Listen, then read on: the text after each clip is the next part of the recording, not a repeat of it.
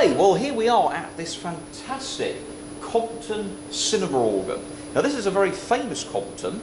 This is the one that was in the EMI Abbey Road studios in London. It's an original instrument, and this was recorded by many of the great cinema organ names. Reginald Dixon, Reginald Fort, Reginald Porter Brown, you name it, Robertson Cleaver. They recorded on this instrument. So if you listen to vintage cinema organ recordings, this is probably one of the instruments you will hear. So it's an absolute thrill to be playing this particular instrument, and my thanks go to its owner, Grant, and he has let me come here to his private installation, and this is in the east of England in Suffolk. So we are absolutely thrilled to have this. We did have a request by one of our YouTube watchers on giving some ideas of how to arrange a piece of music. So when we say arranging, we're talking about the actual ways in that the song can sound.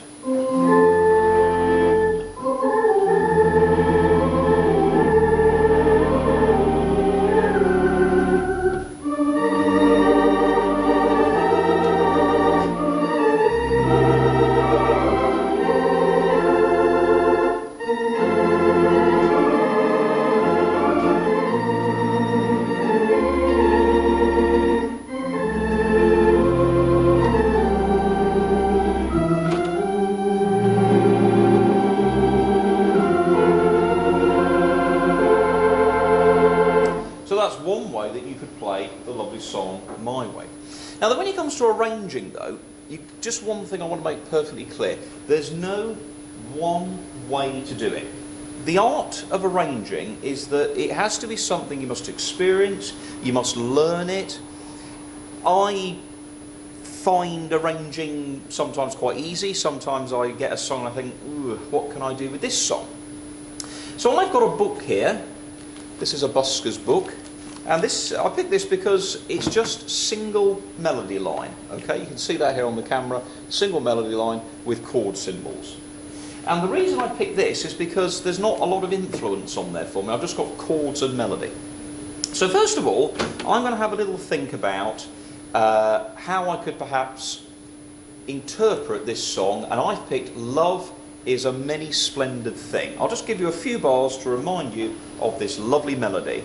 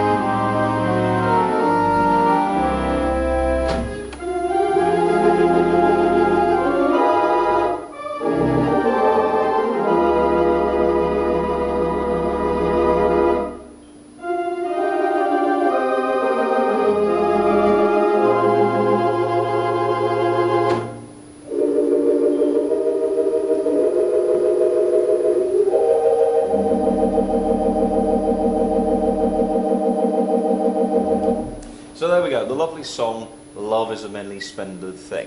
Now, what can we do with this song? Well, these are just some ideas. What you have to do is, first of all, go away and listen to different recordings, not just organists, but listen to some of the old players of the organ, Sidney Torch, Quentin MacLean, Reg Dixon, see what they did. Listen to some of the Americans. Listen to people who perhaps in recent years have become stars of the cinema organ, people like Richard Hills, Robert Wolfe, Phil Kelsall here in the UK. We've got in America, we've got Walt Stroney and people like that. And what you want to do is have a listen to see what they do. Listen to various electronic organists, but then go and listen to orchestras and bands. Listen to modern bands, listen to orchestras, Andre Rieu, and see what they do with different songs. And then you have to do something which isn't really done, is kind of imitate them. Not copying, but take some ideas, work on them, vary them, make them your own, And then slowly, as you kind of fiddle with all these parts, you'll come up with ideas that are your own. So if I was starting with Love is a Many-Sided Thing, first of all, I've got to think about the style of the song. Let's think about the style. The style of the genre is it's a ballad, it's very slow. So I might start off with something quite gentle, a nice registration like this.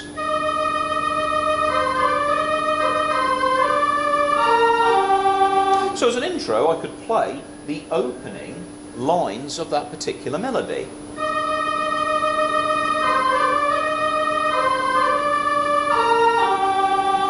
And then come in with my chords.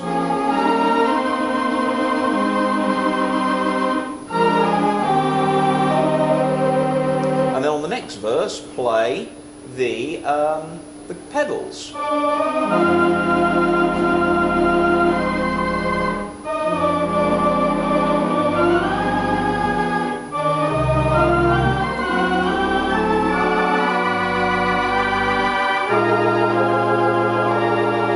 You see how we built that up in layers. So melody, then the chords,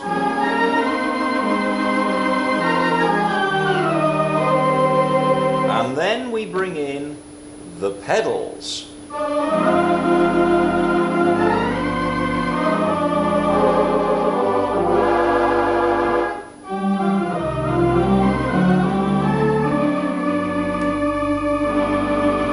Just one way of opening up a song, so I decided to do that as a ballad. If you watch the video on introductions, we play the last, let's say I did this as a sort of a Latin style, so I might, for example, do something along these lines. I might do the last sort of line.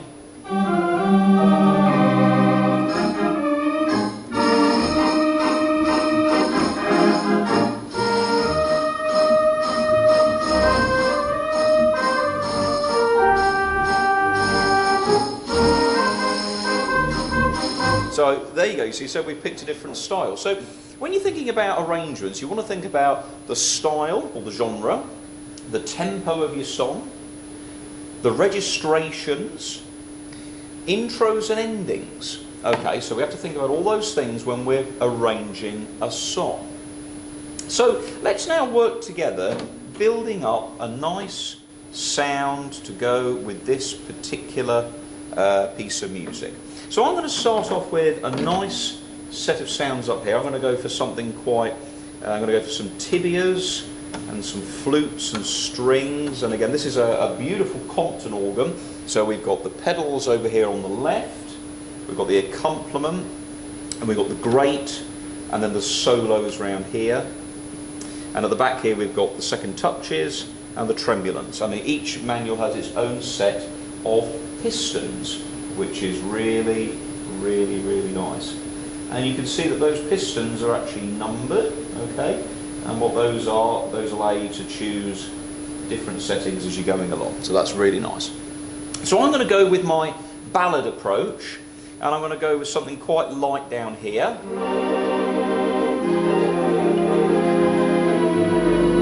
And I'm going to start off with the melody over here.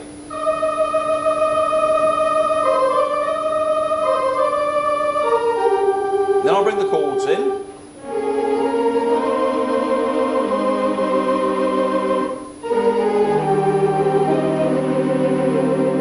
Now I'm going to bring in the pedals.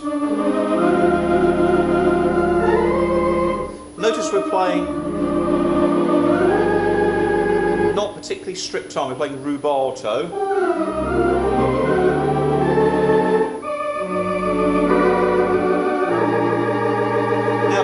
Coming to this big bit, I'm going to add some 16s to build the sound a bit louder. Let's put the sub on.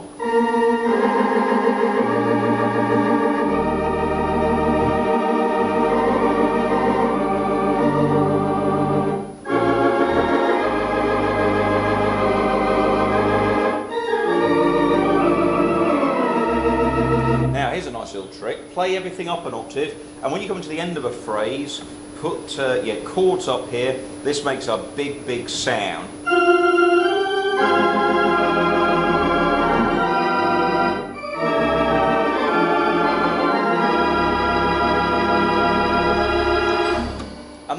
change.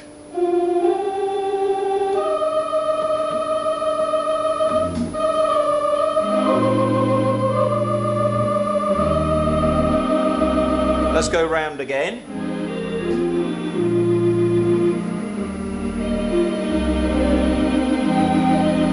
Little loop there. Now you see, when you do a repeat, you've got to make the repeat different. So then I could go into this kind of Latin-esque kind of thing, a bit like this maybe.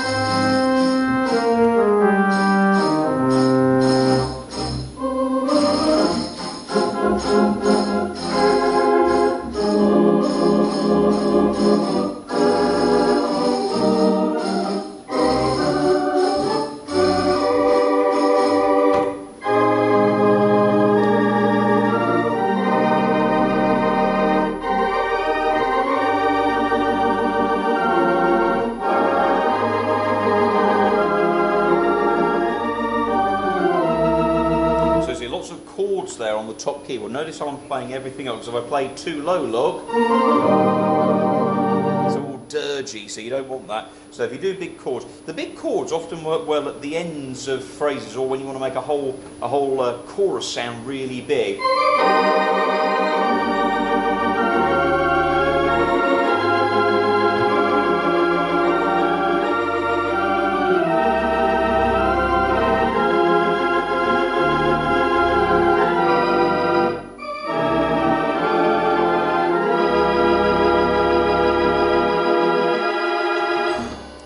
Change, small registration. Nice and slow, changing the settings as we go.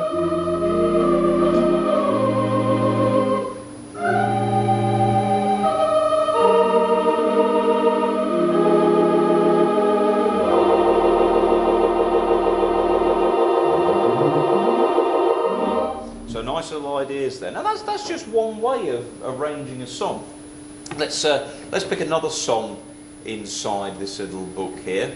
Now I'm going to pick, here's another nice number, I'll See You in My Dreams.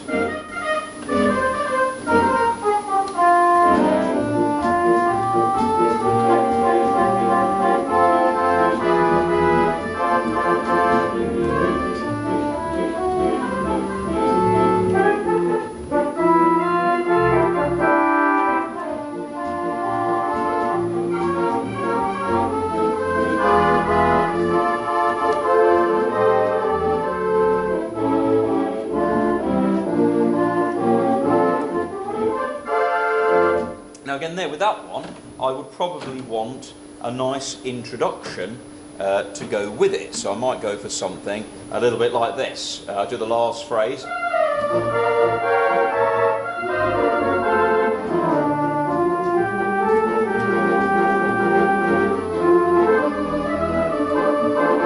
So introductions there. Also, when you're doing arrangements, this is a little thing, a little tip I'll give you, is try and think a little bit outside of the box. So in other words, try and do some things that maybe are, not what you would expect to do, because it's very easy to play songs in the same way. Because if we were to play, let's say, Moonlight Serenade, it's very common to always hear it played like this.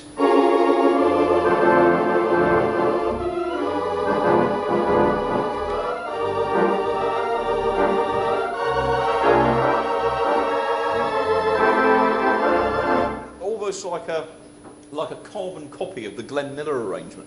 So if I was to play I'll See You in My Dreams, I would probably start maybe with the last little phrase, I'll see you in my dreams. I might arrange it like a dance band. Now don't forget, if you're thinking, oh actually intros, I might like some intros. If you want some introductions, it's really easy to get some of these on my YouTube channel, Keyboard Skills Pro. You will find a big range of introductions. There's a video called Introductions for the Cinema Organ. Have a look at that and you might get some ideas. So let me use one of those intros now, and I'll do that on here. I'll get my got a nice little reed set on the top here. the sub on, and on the top here,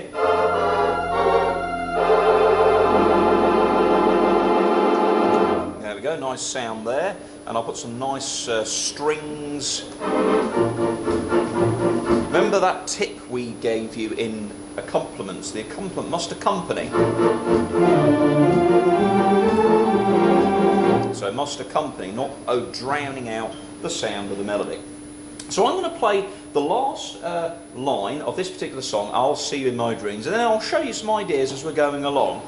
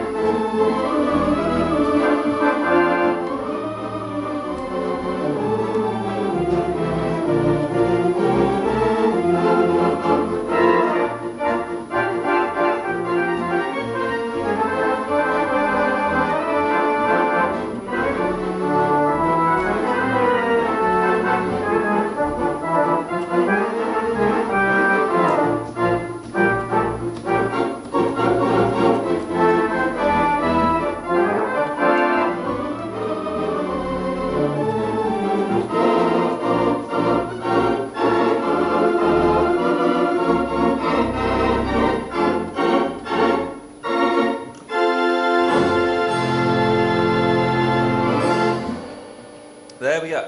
Now what was I doing there? Well, I was just basically throwing ideas in.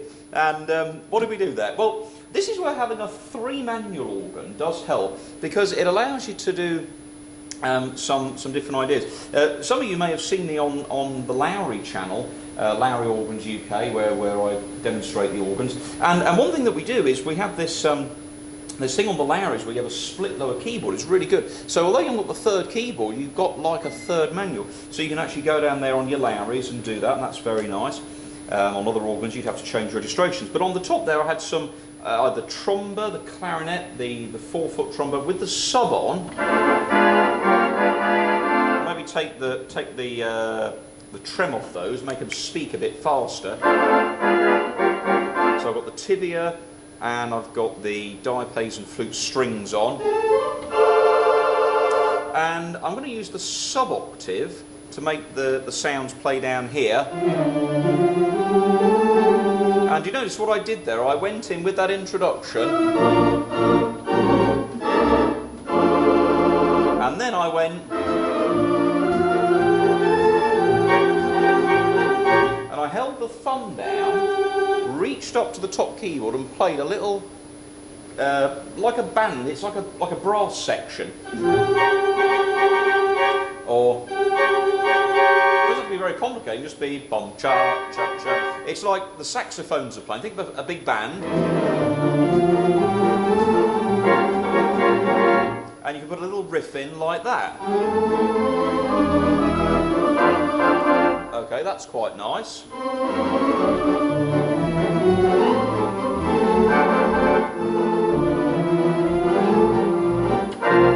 But did you notice that that works because, for one really important reason, there is a long note in the melody. 1, 2, 1, 2. So I've got time to go. Now, of course, if you can't reach or hold those notes down, don't beat yourself up. It's not your fault. Well, it is, but I'm kidding. It's not your fault. So mix it up a little bit. Do this.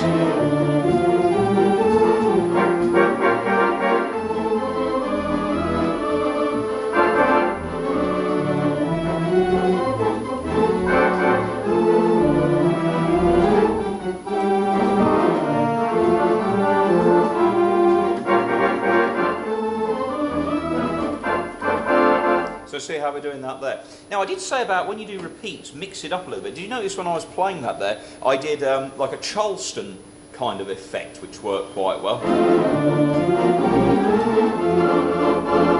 So if I put now some trombas on, make this a bit more interesting.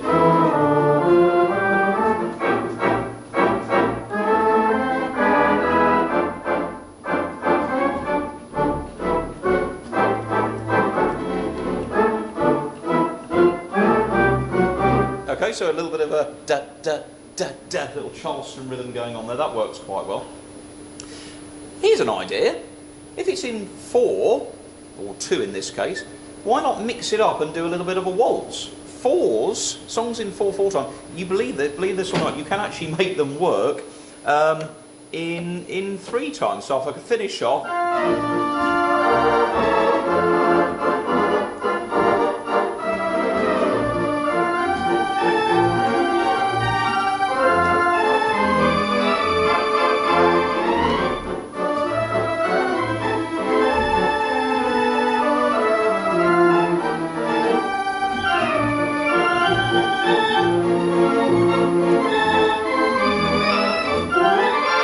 And then back to the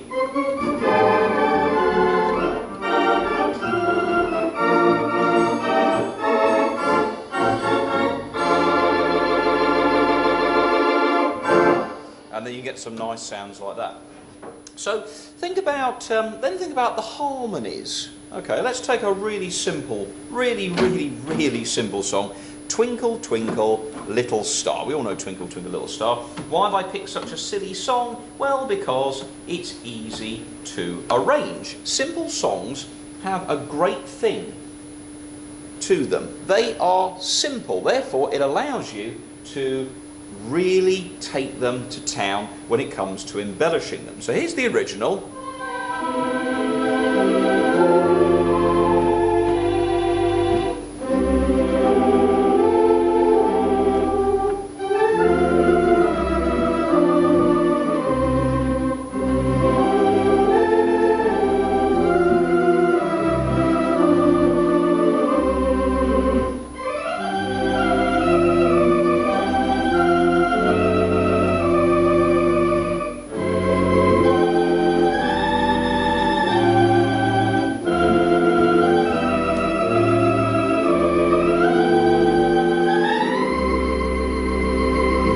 Sounds quite nice. There's some nice harmonies in there. So what were we doing? Well, first of all, we thought about the harmonies of the chords. Instead of just sticking to C and G, we can put some other chords in, like the F chords and the D minor 7s, the A minor 7s. So use some of the other chords in the key. So here we go with a C chord to start us off. And then I went to an F chord because I got an A in the melody. Then back to C. I did my D minor chord.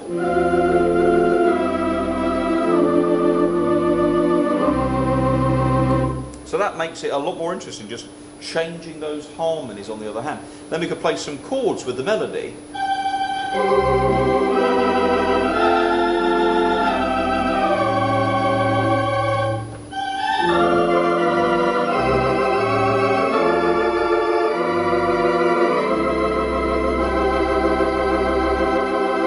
So it shows, doesn't it, how a simple song can be made very, very nice. Let's put some nice different chords in.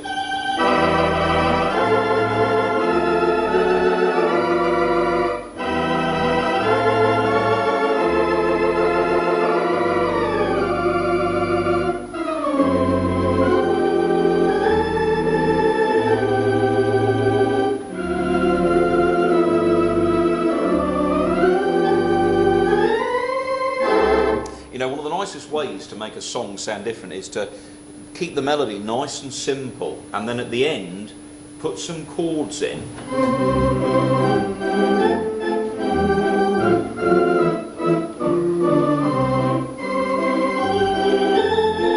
Here come the chords. So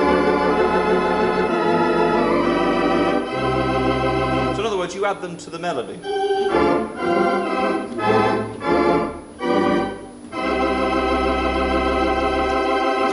Makes a nice finish to a song.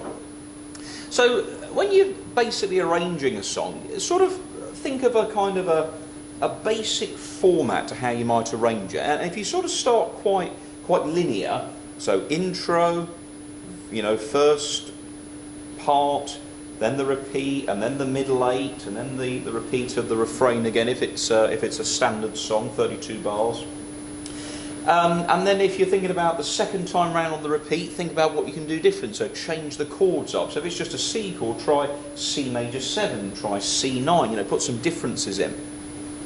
And then think about the registrations. If you have a nice big sound on the top keyboard to start off, so something a little bit like this.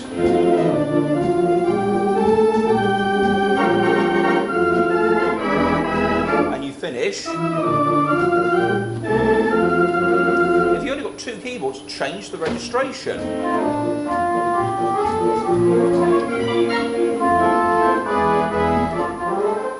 So, you know, it can be just something as simple as a registration change. That's all part of the arrangement. Substituting chords. If it's a C chord, swap it out for the one that's 3 semitones below it. So C can be swapped for A minor, F can be swapped for D minor, and so on. Think about when you do a repeat, try and do something out of the box, like we did in that song. We swapped the time signature from 4/4, or 2/2 in this case as it was, but four quick counts, and we went to a waltz tempo, and all you do is you just adjust the lengths of the notes in the bar. So I'm making one a bit shorter, making one a bit longer to fit it in, you see. The most important thing in arranging, though, is letting all the things be heard. Let the melody be heard, let the chords be heard. Don't forget, silence is very important, you know, really nice. So if you think of a nice ballad,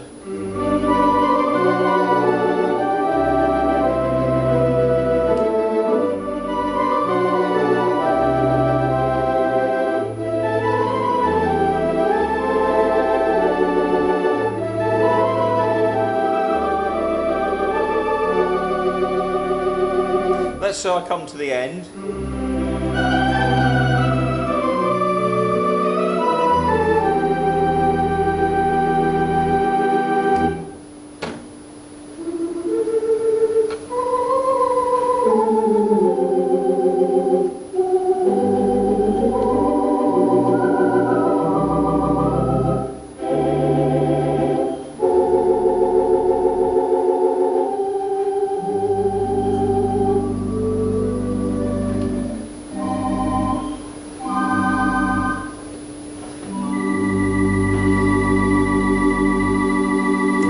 Little gaps, let the music breathe and let it have some space in between.